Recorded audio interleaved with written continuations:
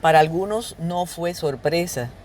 Viven con el humo, viven con la combustión de gases, de plásticos, de materiales no biodegradables.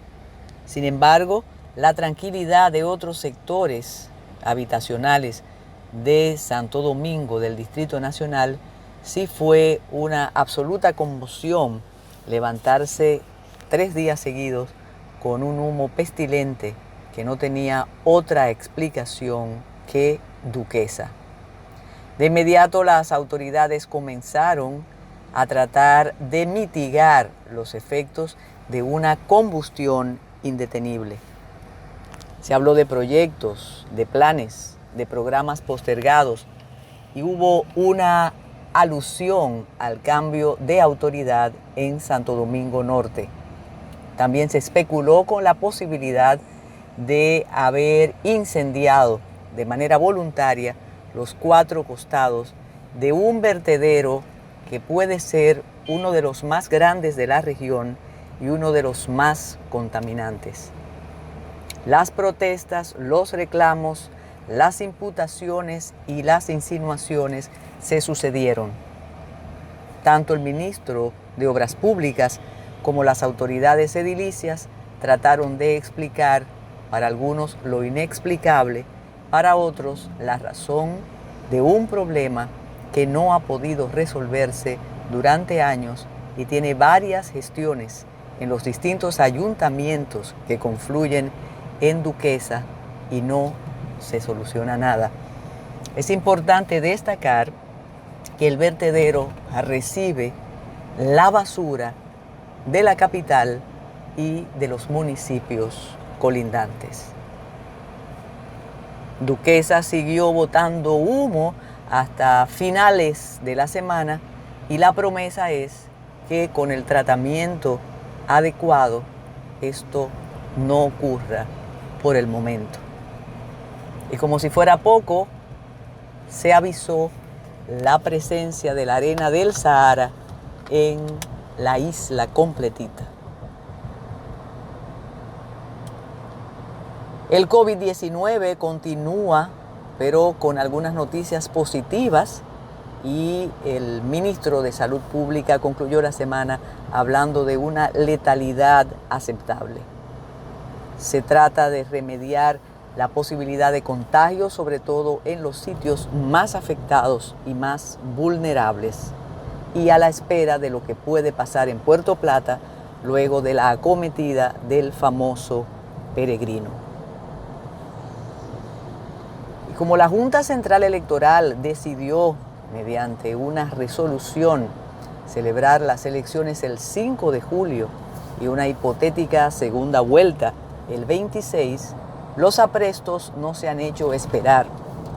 Se han sucedido las reuniones con los representantes de los partidos políticos y también con figuras prominentes de la sociedad civil que conforman la comisión de acompañamiento.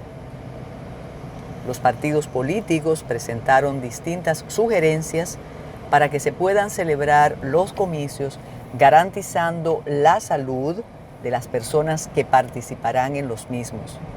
No solo los electores, sino también todo el personal encargado de realizar y de hacer posible esas elecciones presidenciales y congresuales del día 5. Algunas de las propuestas no son viables, otras de las propuestas han sido evaluadas y se piensa que en esta semana, la que se inicia lunes, comenzarán las ofertas y los procedimientos protocolares de salubridad para la realización de esas elecciones. Y en medio de la pandemia, la Organización de Estados Americanos, la OEA, organizó un seminario virtual con representantes de órganos electorales de Bolivia, de Ecuador, de Paraguay, de Uruguay y de la República Dominicana, con la participación del presidente de la Junta Central Electoral, Julio César Castaños Guzmán. El seminario fue calificado de excelente no tanto por los participantes y organizadores de la Organización de Estados Americanos, sino también por todas las personas expertas en el tema y que pretenden que la realización de elecciones en tiempos tan difíciles pueda ser una realidad, pero sin comprometer la salud y menos la estabilidad política en la región. Durante el seminario se trató el tema de la observación electoral, se trató la manera de hacer más dinámica la votación sin descuidar, naturalmente, la salud de cada uno de los participantes. Este seminario, su contenido, su decurso, está tanto en las páginas virtuales de la Organización de Estados Americanos como de la Junta Central Electoral, y podemos ver algunas de las participaciones.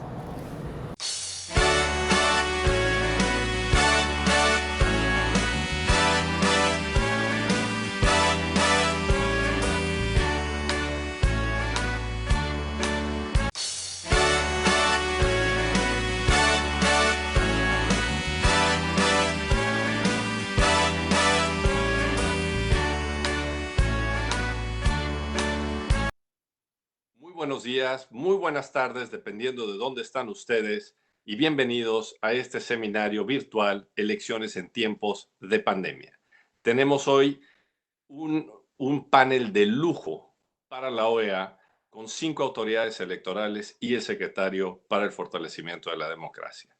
Empiezo presentando a todos los miembros del panel.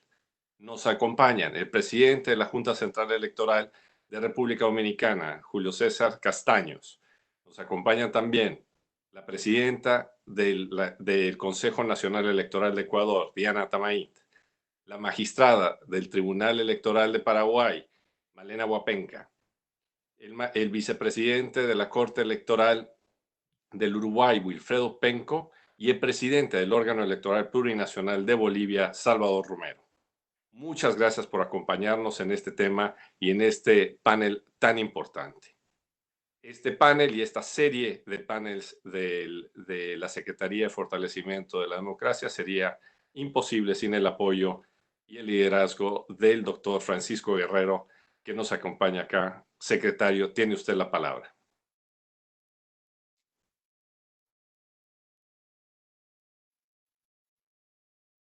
Muchas gracias, querido Gerardo.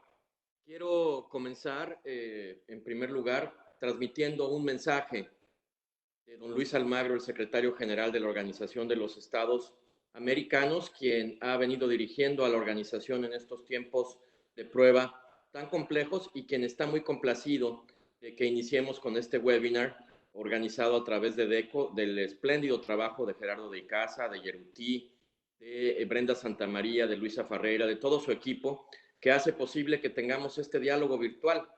Hoy todos nos hemos puesto nuestras mejores galas para poder estar con ustedes, sobre todo aquellos que estamos genuinamente encerrados en nuestros domicilios. No es el caso de algunos presidentes, como el caso de Julio César, quien hace un esfuerzo por estar desde su oficina, y seguramente los otros funcionarios que hacen el mismo trabajo desde los organismos electorales. Así que no mencionaré ya a las autoridades porque Gerardo lo ha hecho, y como en esta nueva modalidad debemos tratar de ser lo más flexibles y lo más rápidos posibles para que los cientos de personas que nos estén escuchando puedan atenderlo en los tiempos que hemos puesto. Quiero, en primer lugar, agradecer la participación de quienes desde distintos países en todo el hemisferio se unen a este conversatorio a través de Facebook Live. Queda claro que la pandemia de COVID-19 ha generado impactos inesperados en todos los países de América Latina y el Caribe, no solo desde el punto de vista sanitario, sino también desde el punto de vista social y económico, y ya lo hemos visto también desde el punto de vista electoral. Ninguno de nosotros había vivido una situación como esta, y precisamente nos estamos adaptando a esta nueva realidad con el propósito de continuar con nuestras labores de observación electoral desde el trabajo que hace DECO, pero también ustedes como encargados administrativos y judiciales de organizar las elecciones. No son momentos fáciles, son momentos complejos, pero también son momentos que nos pueden ayudar a demostrar que la democracia en nuestro continente se encuentra más viva que nunca.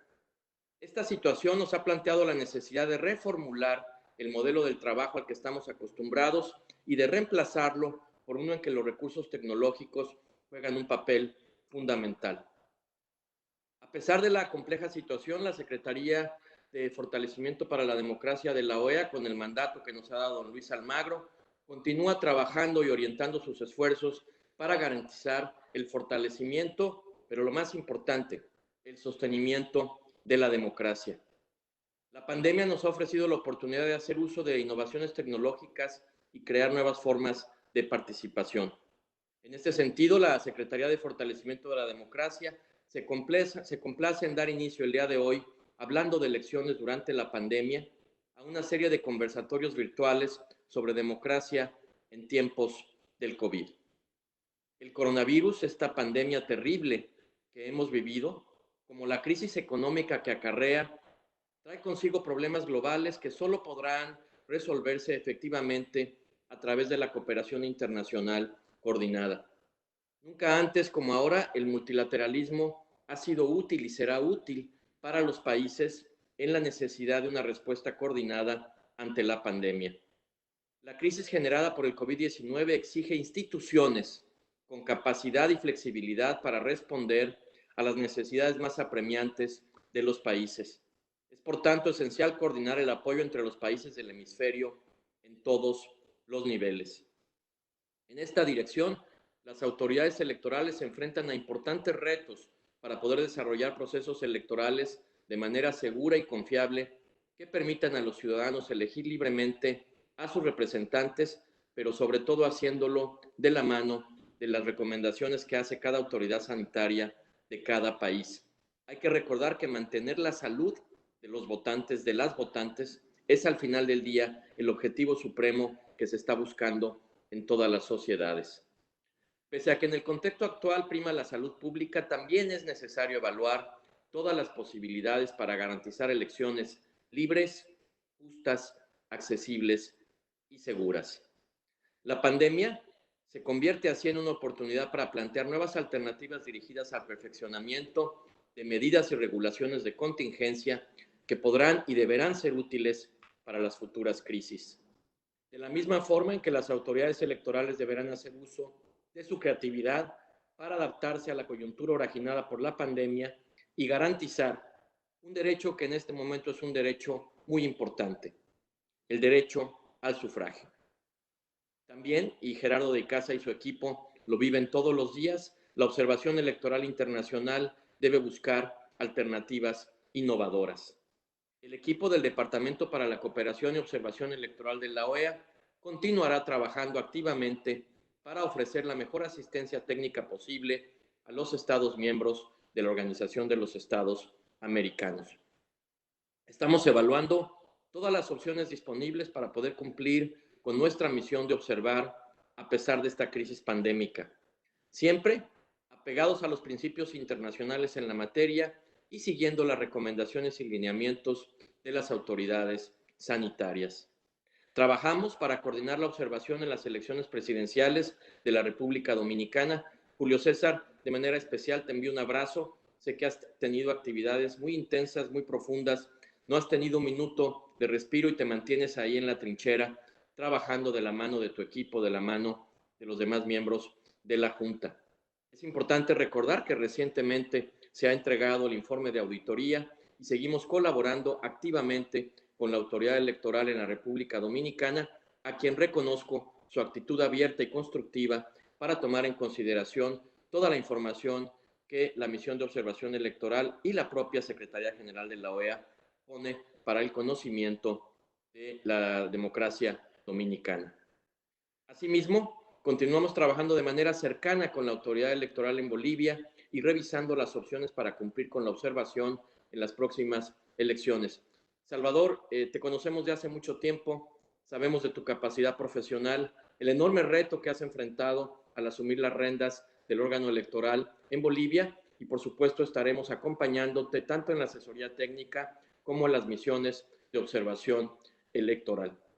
Quiero transmitir también un saludo especial a Diana Tamaín, quien enfrentará también en el futuro retos muy importantes. Sé que la autoridad electoral que ella preside está en este momento explorando posibilidades a efecto de ver cuál es la mejor manera de llevar a cabo los retos electorales que tendrá en el futuro. Diana, un saludo a ti y a través de ti a todos los miembros de tu órgano electoral.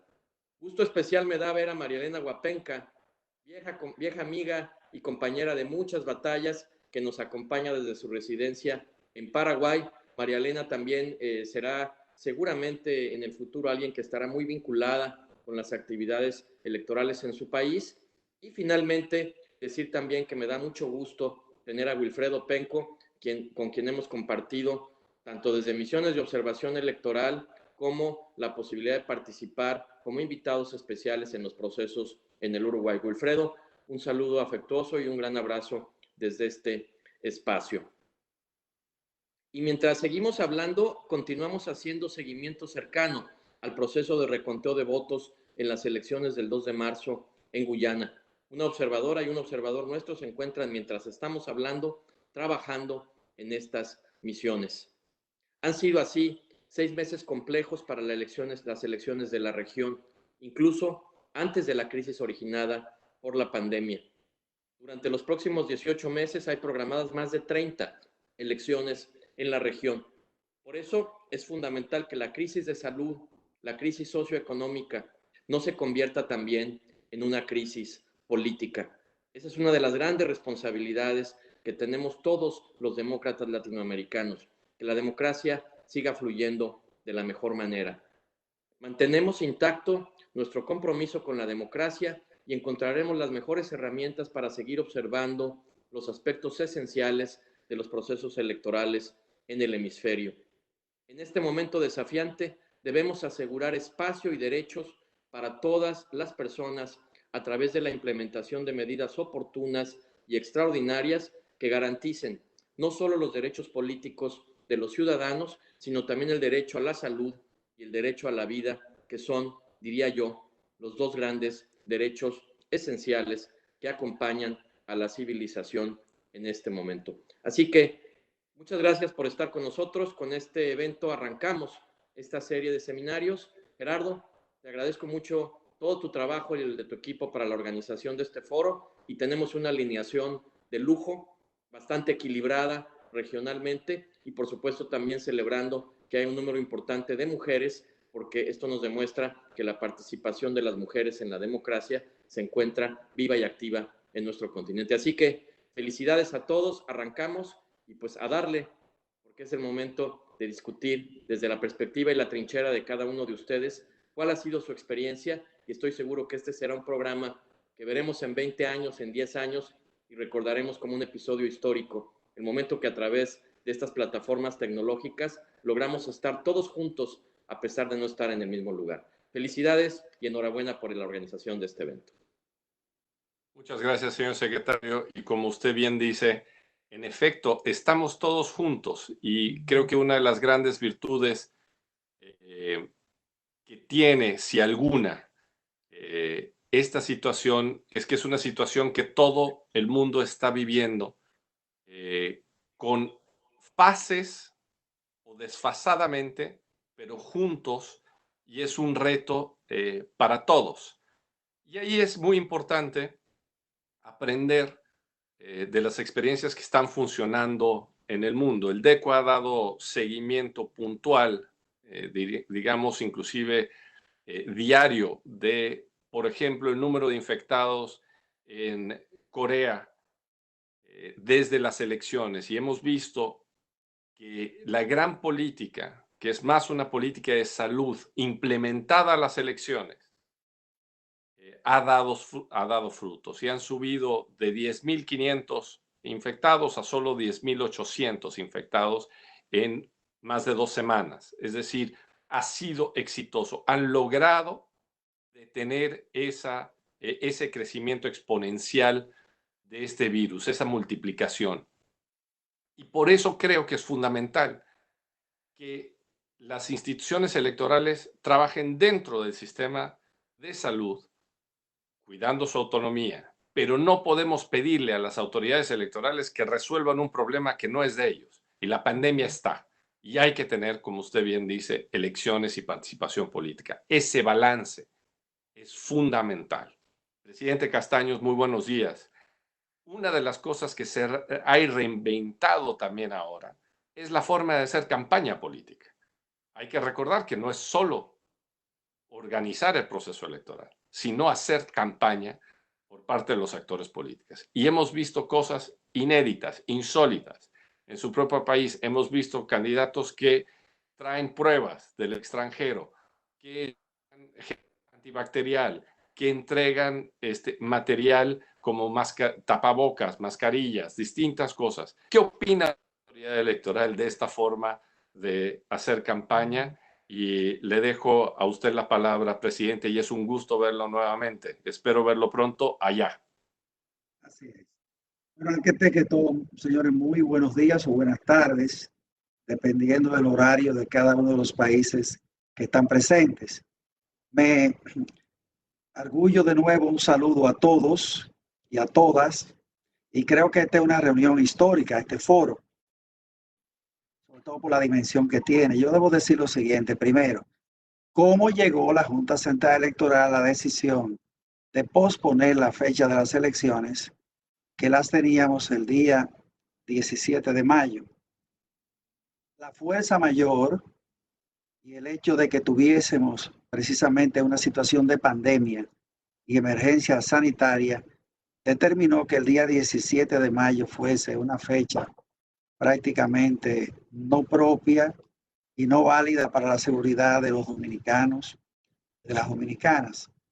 Y nosotros lo que hemos hecho es lo siguiente: hicimos una consulta a todos los partidos políticos el día 4 de abril, justamente de este mismo año, el mes pasado, y a través de esa consulta le preguntamos a los partidos políticos si ellos entendían que era razonable calendarizar posponiendo a una nueva fecha las elecciones. El acervo que quedó después de esa consulta, en la que no solamente participaron los partidos políticos, sino también los entes de la sociedad civil, es que era necesario que se pospusiese la fecha. La fecha propuesta por nosotros fue la del 5 de abril, 5 de julio, que fue justamente la que quedó en la resolución que dictó la Junta Central Electoral el día 13 de abril. Dimos un plazo de 5 días para que opinaran, porque nosotros, contrario quizá a otros países, tenemos la situación siguiente, y es que el día 16 de agosto concluye el periodo constitucional de las autoridades electas que nos están rigiendo. Eso determinaba una situación muy particular, en tanto la elección, aun cuando se fuese a posponer, necesitaba que fuese dentro del marco de que fuese antes del día 16 de agosto. Eso por una parte.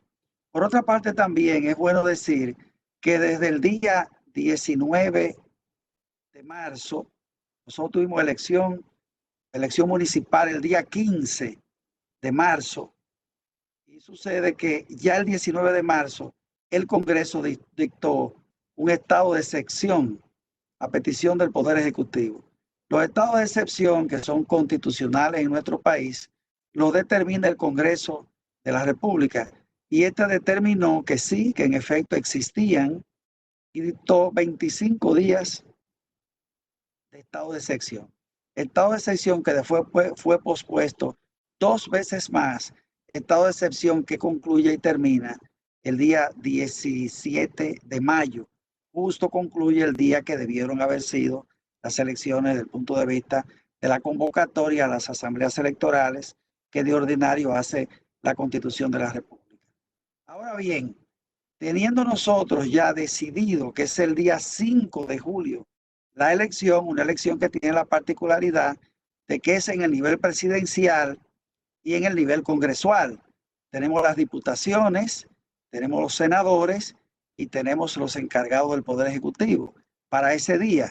Pero también, como tenemos balotaje en el caso de que en el nivel presidencial ninguno de los candidatos a la presidencia alcanzase la mitad más uno, entonces en ese caso tendríamos al 26 de julio la elección o la segunda vuelta, teniendo en cuenta que el día 16 de agosto es la fecha límite para que nuestras autoridades tengan una vigencia plena dentro de un marco constitucional. Es una situación muy especial.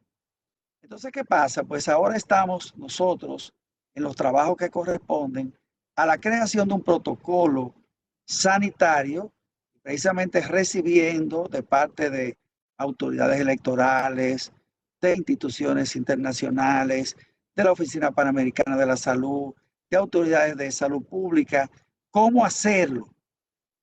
También consultando y viendo la experiencia coreana, de la cual tenemos toda la documentación correspondiente aquí, y me alegra saber que ellos solamente tuvieron los episodios de infección de 300 personas más a 2 semanas, donde probablemente esas mismas 300 personas se hubiesen continuado infectando.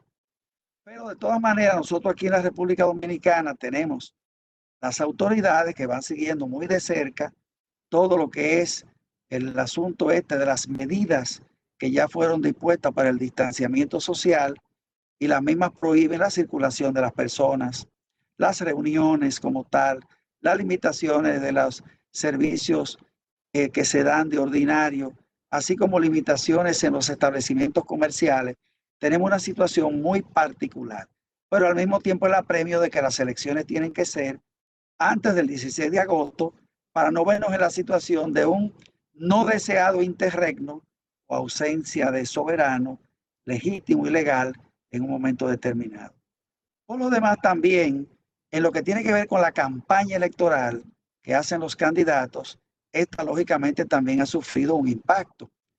No tenemos posibilidad de reuniones masivas, tenemos problemas para la circulación también de ordinario, no tenemos el servicio del metro, no tenemos el servicio de los autobuses, estamos con grandes limitaciones, pero también esto ha abierto una modalidad, ha dado paso a las ayudas humanitarias, donde vemos algunos candidatos a la presidencia que han sido muy activos en esto, pero ojo, tienen una limitación, porque la misma resolución que dictó la Junta Central Electoral posponiendo la elección para el día 5 de julio, también dijo que los límites de tope de gasto estaban presentes, vigentes, los que están tanto en la ley electoral, así como en las resoluciones que ha dictado la Junta Central Electoral, y estos auxilios o ayudas humanitarias también iban a ser considerados, eso dispuso la resolución,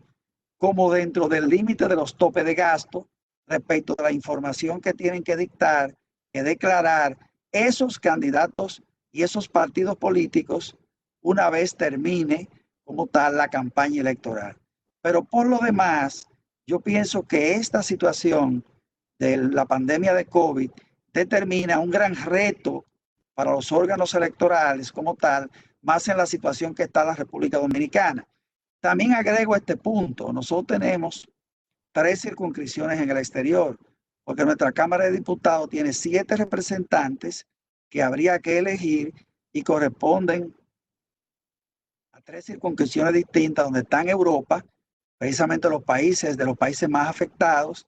Tenemos a España, tenemos a Italia, tenemos a Suiza, tenemos a Holanda, por una parte, y también tenemos el caso de los Estados Unidos, donde nosotros, nuestra comunidad de votantes en el exterior, fundamentalmente está en la ciudad de Nueva York.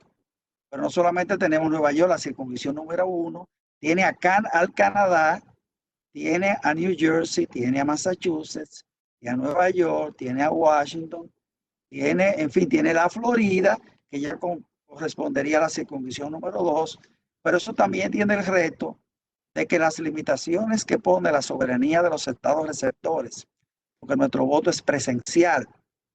Nosotros no tenemos ni voto por correo, ni voto por internet, ni tenemos tampoco un voto anticipado. Eso nos crea la situación de que más o menos unos 600,000 votantes dominicanos que están inscritos en esas 3 circunscripciones tendrían verdaderamente la situación de que nosotros no podemos augurar o asegurar sin el permiso de los estados receptores de que esas comunidades puedan presencialmente votar como lo han hecho siempre en los estados que nos acogen y acogen nuestras comunidades en el exterior. De manera que en los próximos días y dependiendo de las consultas que se han hecho con los estados receptores, nosotros pues tendríamos de alguna manera pues la confirmación de lo que va a pasar con eso. Pero por lo demás, nuestro calendario electoral se va agotando, vamos adquiriendo los materiales de desinfección, que son en todo caso siempre mascarilla, pues guantes. Me dicen por aquí que me quedan 2 minutos en el control del tiempo, que los voy a aprovechar. Y también tenemos todo lo que son el gel. Nosotros vemos lo que tiene que ver con nuestro protocolo sanitario, lo vemos en 3 niveles. Primero, el recinto en sí, como lugar y espacio que debe como tal ser asegurado y desinfectado, que permita que nuestros votantes, nuestros electores ingresen a los recintos electorales de una manera segura. Segundo, lo que es nuestros funcionarios electorales. Nosotros tenemos 5 funcionarios electorales por colegio electoral. Tenemos unos 16,000 colegios. Por 5 funcionarios cada uno son 80,000. Más tenemos los auxiliares de los recintos, que son 5,000. Más tenemos los técnicos que llevan la parte tecnológica, que serían unos 5,000. Más los militares. Estamos hablando de 130,000 personas que deben ir debidamente protegidas con mascarilla, guante y material de desinfección.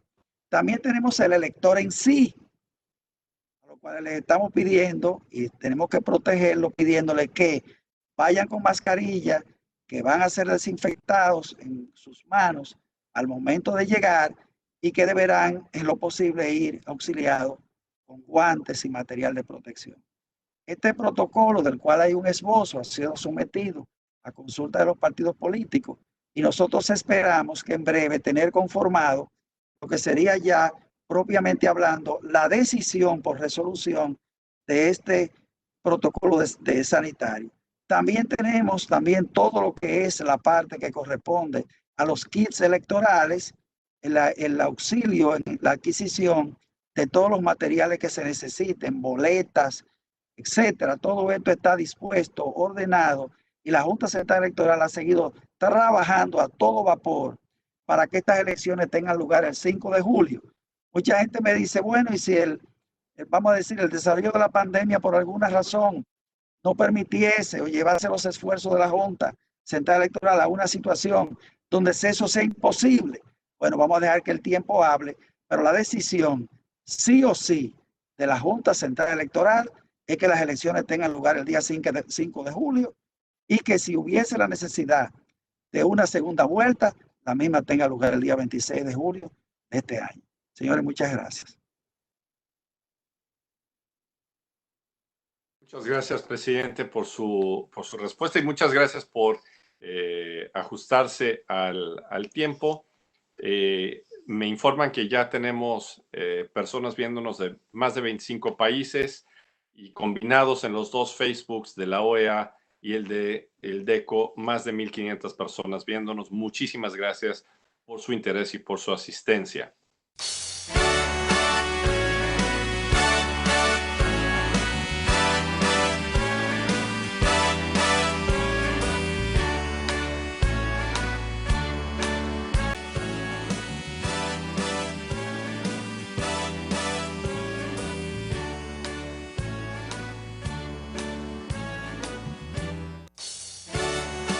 Muy buenas amigos de Ready para Exportar y de Metrópolis. Vamos transmitiendo en cuarentena hoy y hemos querido en el día de hoy responder algunas de las preguntas que nos han llegado de nuestros oyentes, de nuestros televidentes a través de nuestro WhatsApp sobre la situación. Hay muchas preguntas, sobre todo las MIPYMES, sobre todo las empresas de servicios de las que hablamos mucho aquí en Ready para Exportar.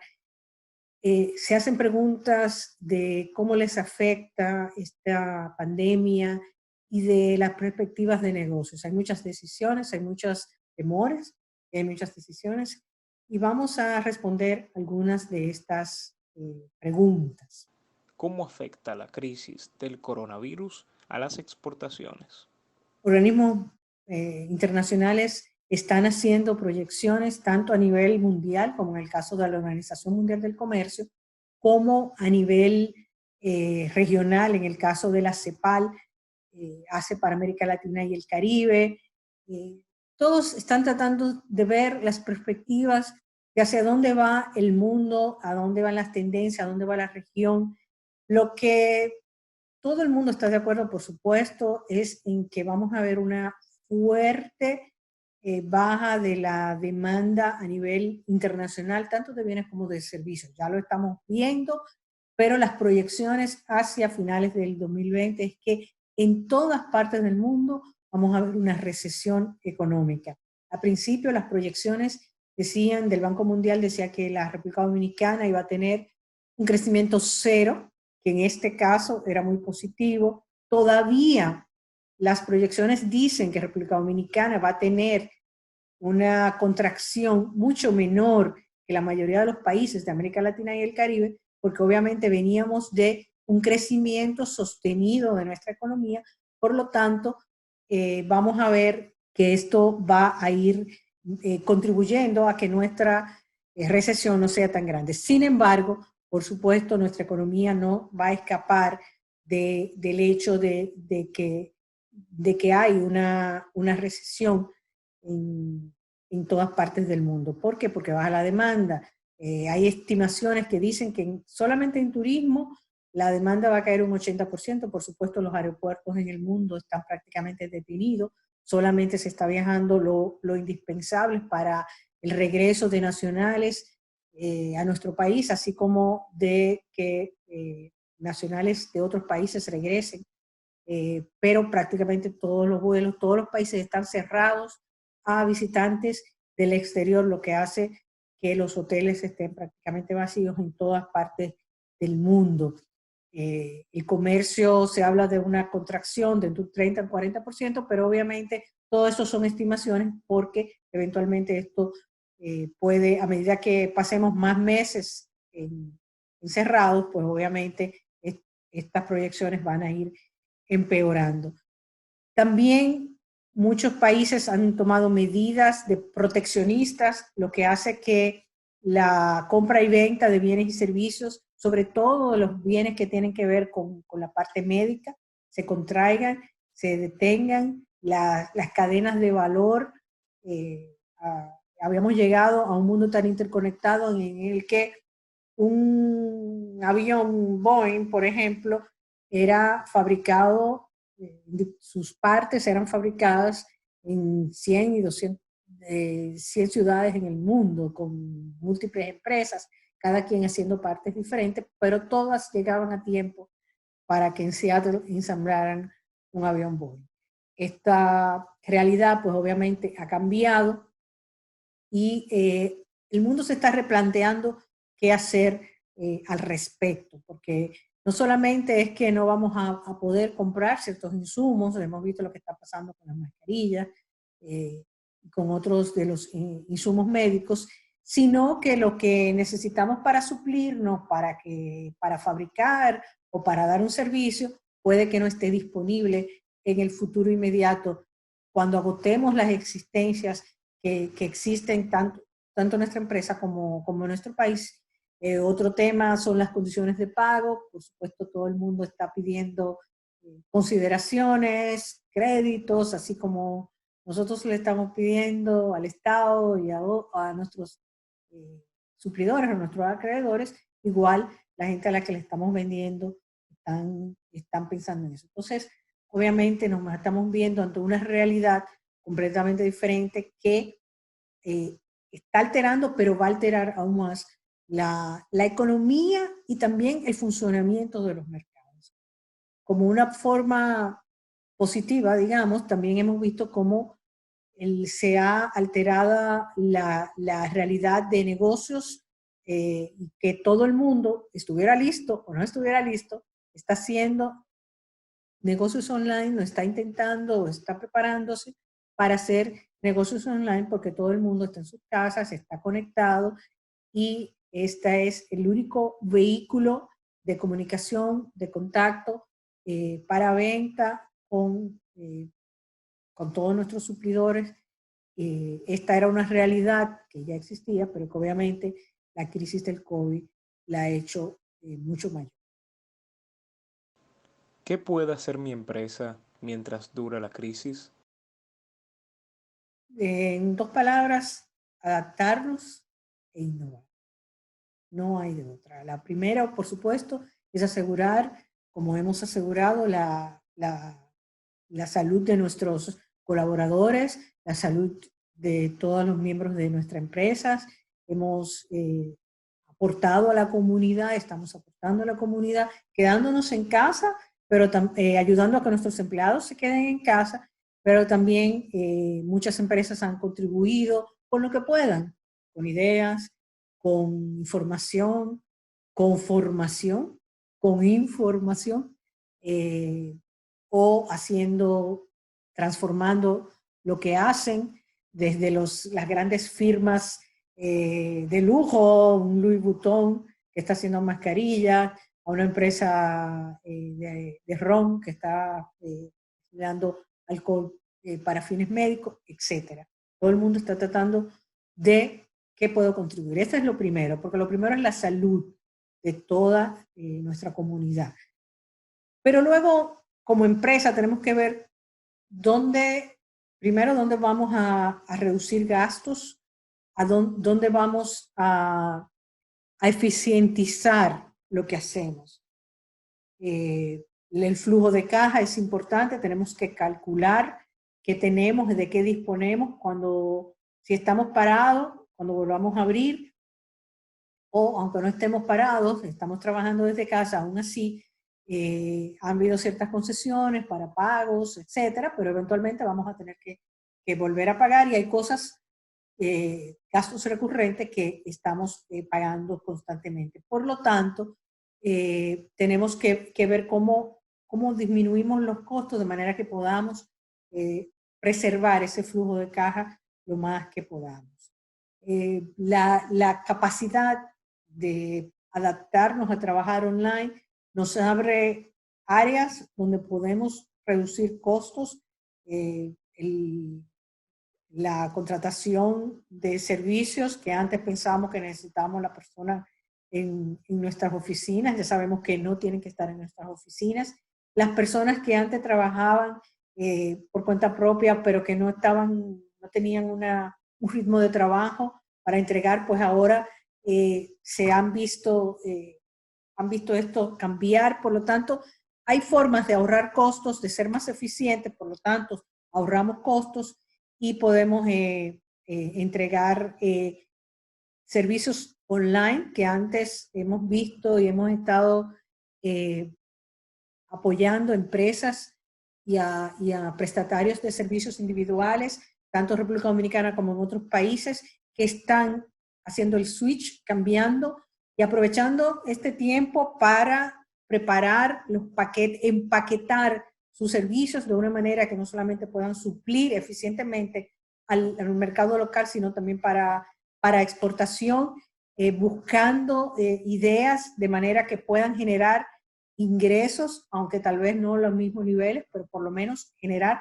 algún ingreso online, ofertar servicios o juntar servicios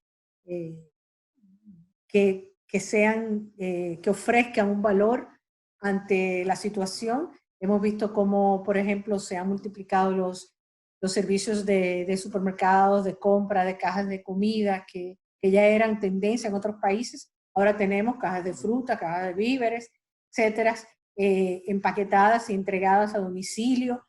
Esta es una modalidad de servicio que va a haber que continuar en el tiempo y tenemos que adaptar a las empresas a esto. También la realidad de que va a haber cadenas de suministros que van a tener que ser más cortas, ya no podemos depender a que toda nuestra materia prima viene de China o viene de Europa. ¿Hay alguna oportunidad aún en medio de esta pandemia? ¿Qué oportunidades tenemos para seguir aprovechando esta crisis que nos afecta, pero que a la vez abre oportunidades si nosotros sabemos ver dónde van las tendencias, a dónde va, cómo va cambiando la preferencia de los consumidores, porque eventualmente van a seguir consumiendo servicios, van a seguir consumiendo bienes, y cuál es la tendencia. Así como, por ejemplo, la industria de turismo está pensando anclarse en el turismo local, tomar medidas de seguridad, tanto en los aeropuertos como en los hoteles, de manera que aquellos que se arriesguen puedan viajar, ofrecer paquetes atractivos, de manera que se logre una preventa y haya flujo de ingresos antes de en lo que logran abrir las facilidades y los vuelos. Todo esto son formas en que las empresas han ido estudiando las tendencias de mercado y viendo cómo pueden generar algún flujo de efectivo, cómo pueden generar ingresos y cómo pueden prepararse de manera que una vez las restricciones comiencen a levantarse, ellos puedan aprovechar estas aperturas y estén listos. Restaurantes van a tener que demostrar que han hecho las limpiezas y han tomado las medidas, van a tener que tener los protocolos indicados y van a tener que comunicárselo de una manera eficiente al consumidor. El hecho de que las cadenas de suministros, de que las empresas europeas hayan visto los riesgos o norteamericanas, los riesgos de depender de insumos de China y de Asia, y de depender de una sola fuente, puede ofrecer oportunidades para nuestras zonas francas, para nuestras industrias, para los productores de materias primas, poder suplir a esos mercados en cadenas de valores más cortas. Lo importante es tener flexibilidad en la operación, en la forma en que operamos, adaptarnos a esa realidad y innovar en la forma en la que presentamos nuestros servicios. Nos damos cuenta por la forma en que, la retroalimentación que recibimos de empresas, de que a medida que van tomando medidas, innovando en la forma, el público es receptivo a esos cambios, a esa realidad. Yo sé que es difícil en medio de problemas económicos, en medio de un panorama, de una crisis sanitaria tan fuerte, tal vez de pérdidas humanas a nuestro alrededor. Es escalofriante ver las cifras de muertos y de infectados todos los días, pero es imprescindible que como empresa pensemos que hay una oportunidad que debemos aprovechar para sobrevivir, porque necesitamos de las empresas, necesitamos grandes, pero también de las pymes, necesitamos que produzcan, necesitamos más empresas exportadoras de bienes y de servicios. Es verdad que la demanda a nivel mundial ha bajado, pero si tenemos los huevos en diferentes canastas, eso nos da a nosotros una perspectiva y una posibilidad de promovernos y de ir más allá a los mercados y de disminuir los riesgos a medida que vamos ampliando los diferentes mercados, porque todos los países necesitan suplirse, y precisamente como esa cadena de suministro, muchas de las islas del Caribe, por ejemplo, se suplían de empresas en Estados Unidos, en Panamá, en otros sitios que se suplían de China. Si esos sustitutos ahora los puede producir la República Dominicana, pues obviamente estamos en condiciones de posicionarnos como suplidores en esos mercados. El comercio de bienes no se ha detenido.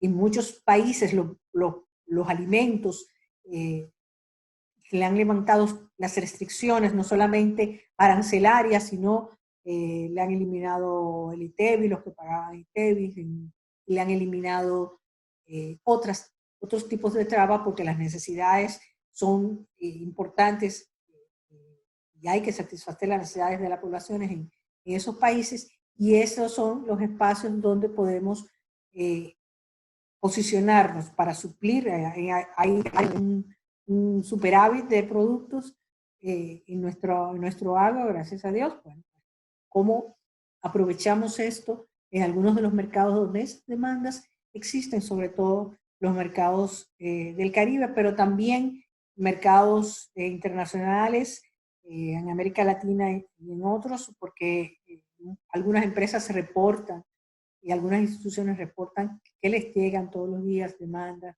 de diferentes tipos de productos. Por lo tanto, hay crisis, pero también hay oportunidades, y lo que tenemos que ver es cómo aprovechamos esas oportunidades, cómo nos fortalecemos como empresa, cómo empezamos a exportar, porque nuestro país va a necesitar las divisas para pagar los préstamos que hemos necesitado para poder paliar esta crisis.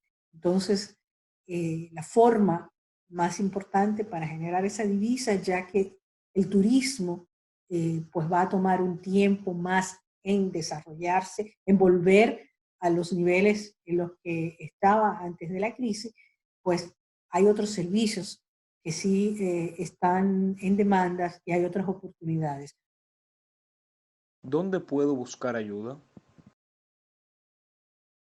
Las instituciones, obviamente el gobierno tiene programas y seguirá teniendo otros programas de ayuda para paliar la crisis, ayudas fiscales y otras medidas, facilidades de préstamos para pymes, pero también los organismos internacionales están planteándose qué podemos hacer para apoyar la recuperación económica de todos los países. La Unión Europea, que es el principal donante del mundo, ha prometido una cantidad considerable de asistencia a todos los países, en especial los países ACP, del que el Caribe y la República Dominicana son parte. Por lo tanto, van a haber proyectos que apoyen esto, van a haber proyectos que van a demandar de consultores y de prestadores de servicios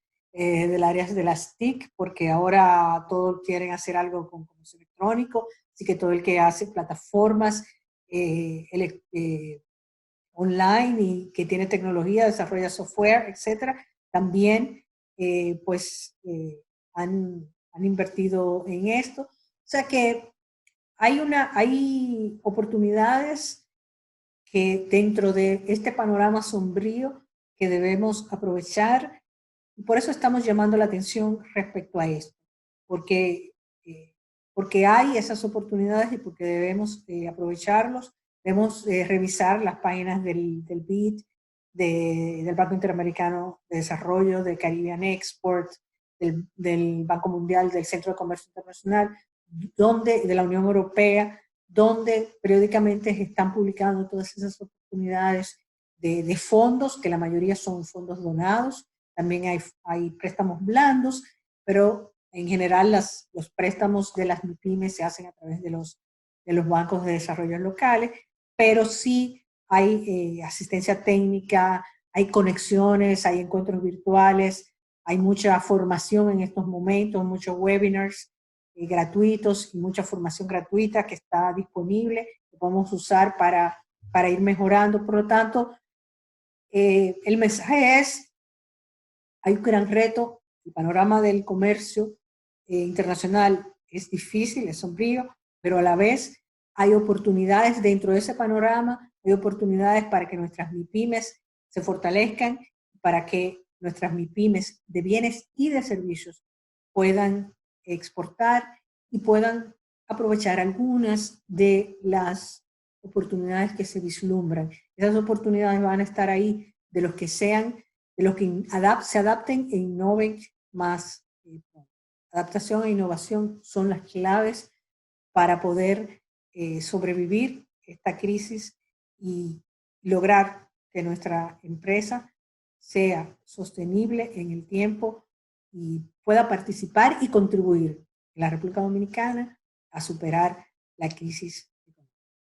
Muchísimas gracias por su sintonía en el día de hoy. Si tienen más preguntas específicas de sus sectores o de otras oportunidades, no solamente relacionadas con el COVID, pero sino relacionadas con exportación, no dejes de contactarnos en nuestro WhatsApp, el 809-713-0785, y con gusto en otros Ready para Exportar les responderemos. Muchísimas gracias por su sintonía con Ready para Exportar y con Metrópolis. Nos vemos la próxima semana.